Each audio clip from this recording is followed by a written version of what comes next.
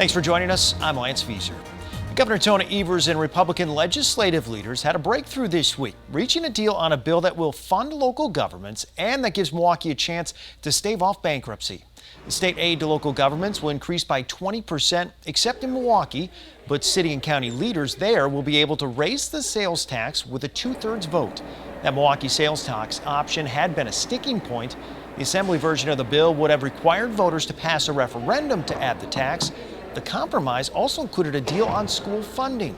Both sides announced more than $1 billion for K-12 schools and a funding increase for voucher schools. We will have transformational school choice expansions. We will have money for public schools. We will have more money for all of the local government services that we know are priorities.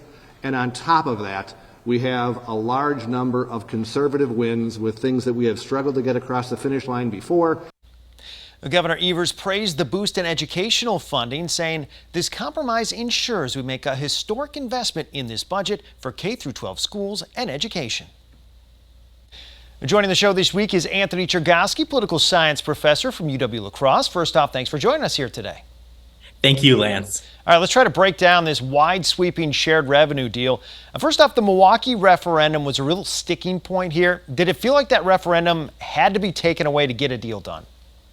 It seemed like that was the case, Lance, and you are right. It was a sticking point. Would the voters of Milwaukee have to directly weigh in on a potential sales tax increase? That had become an issue in the legislature, and Governor Evers, as well as Senate Majority Leader Devin LeMahieu, had come around to the view that the local governing bodies should make that decision and not the voters themselves. It certainly would have introduced a lot of uncertainty into the process had the voters needed to directly approve a tax increase. Now, the decision gets kicked to those local governing bodies in the city of Milwaukee and in Milwaukee County with that 2/3 majority that is required. So that was a major issue in these negotiations that ended up getting resolved.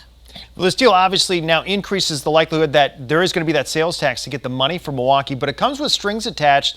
The Republican demands stay in this in regards to how Milwaukee runs certain departments, and that could be, again, something that a lot of folks in Milwaukee aren't real excited about.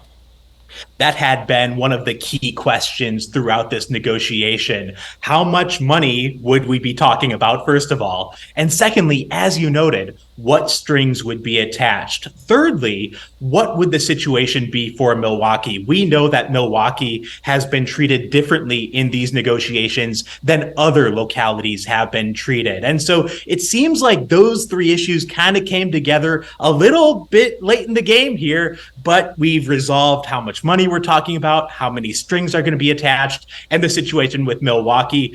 Important to note, Lance, that both parties are claiming a victory here. Governor Evers is touting the increase in money for local governments, and he is also touting the increase in education funding. Meanwhile, Republicans touting their ability to advance some conservative priorities through this legislation.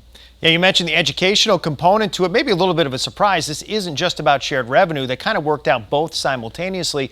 Both sides trumpeting $1 billion in additional K-12 educational funding. I'm sure the governor would have liked a little bit more, but this is very substantial, isn't it?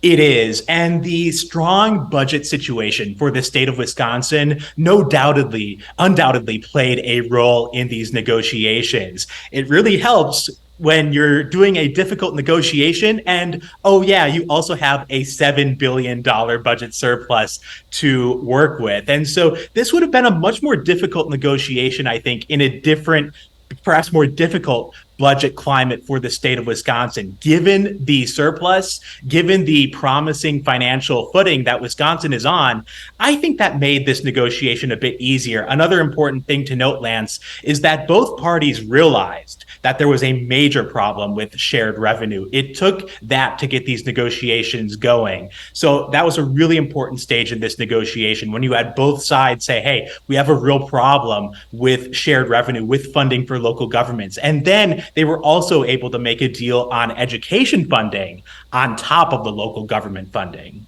And the trade-off for that increases in public school funding was an increase in aid for the voucher program. This is a big win for Republicans, isn't it? Absolutely. And this gets to how both sides are claiming a victory in these negotiations because Governor Evers wanted substantially more money for public K-12 education. He's saying that he got what he wanted out of this deal. Meanwhile, the Republicans wanted an increase to those voucher programs, to the voucher funding, and they got that as well. This is a big part of how both sides are going to be able to sell the deal to their base, how the Democratic Party will sell the deal to its base and the Republican Party will sell the deal to its base. The whole budget was being held up by this big deal here. There's still a couple of big ticket items left to figure out. Does it seem like a stretch to think the budget will actually be approved by the July 1st deadline that they want to meet?